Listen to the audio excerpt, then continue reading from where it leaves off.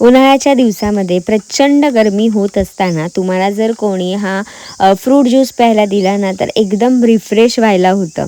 त्यासाठी ना मस्त पेरू घ्यायचे आणि पेरूचा ज्यूस बनवायचा.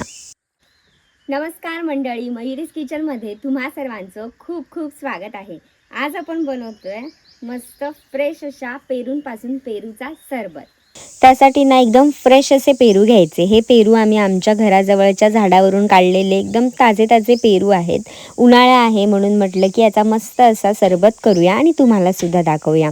तर पेरू घ्यायचे, पेरूला असं कट करून देठाचा जो भाग आहे तो काढून टाकायचा आणि पेरूच्या फोडी करून घ्यायच्या. पेरू छान पिकलेला घ्यायचा म्हणजे ह्याचं सरबत ना एकदम मस्त होतो. गुलाबी रंगाचा पेरू असेल ना तरीसुद्धा अतिउत्तम. आता सगळे पेरू जे आहेत ना ते असेच कापून घेते मी. आतमध्ये कीड वगैरे आहे का पेरूच्या ते सुद्धा चेक करायचं आणि त्याच्या फोडी करून घ्यायच्या. जर तुम्ही मयुरीज किचनला अजूनपर्यंत सबस्क्राईब केलेलं नसेल तर लगेच जा, सबस्क्राईब करा आणि बेल आयकॉनवर क्लिक करायला विसरू नका. म्हणजे जेव्हा केव्हा मी माझी नवीन रेसिपी अपलोड करेल तेव्हा तुम्हाला त्याचं नोटिफिकेशन मिळेल. तर पेरूच्या ह्या अशा लहान लहान फोडी करायच्या म्हणजे मिक्सरमध्ये त्या व्यवस्थित वाटल्या जातात. तर आता ह्या केलेल्या सगळ्या फोडी ज्या आहेत त्या मी एका ज्युसरच्या भांड्यामध्ये घालते. मिक्सरचं जे ज्युसरचं भांडं असतं त्यात मी ह्या फोडी घालते. त्यामध्ये थोडीशी साखर घालायची. पेरू किती आंबट गोड आहे त्याप्रमाणे आपण साखर कमी जास्त करू शकता.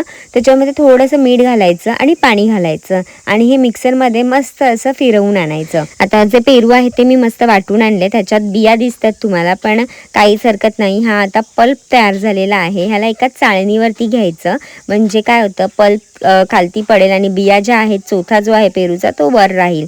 तर सगळा जो पल्प आहे तो असा पळीच्या मदतीने ना चांगला घोटून घ्यायचा म्हणजे आपल्याला सगळा पल्प खालती मिळेल आणि बिया वरती राहतील. कुठलाही ग्लास घ्या, त्याला लिंबू चोळून घ्यायचं आणि तिखट मिठाचं हे असं मिश्रण करून घ्यायचं आणि त्याच्यामध्ये हे ग्लास असं छान कोट करून घ्यायचं. हे असं तुम्हाला नसेल करायचं तर नाही केलं तरीसुद्धा चालेल. वरतून स्प्रिंकल करून सुद्धा तुम्ही हा सरबत पिऊ शकता.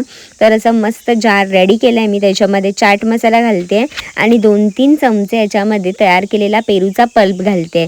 पेरूचा पल्प घालायचा, बर्फाचे खडे घाला किंवा थंडगार पाणी घाला याच्यामध्ये आणि हे मस्त मिक्स करून झालं की तयार होतो थंडगार असा पेरूचा सरबत. तुम्ही सुद्धा ह्या उन्हाळ्यामध्ये पेरूचा सरबत नक्की ट्राय करून पहा. जर पेरू तुम्हाला बियांमुळे खायला आवडत नसेल ना तर असा सरबत करून नक्की ट्राय करून पहा. एकदम सुंदर सरबत बनून तयार होतो. फ्रेश करणारा आहे हा सरबत. तुम्हाला माझी रेसिपी आवडली असेल तर लाईक करा, शेअर करा आणि सबस्क्राईब करायला विसरू नका. आणि ह्या उन्हाळ्यामध्ये हा पेरूचा सरबत नक्की ट्राय करून पहा आणि निरोगी खा, निरोगी राहा.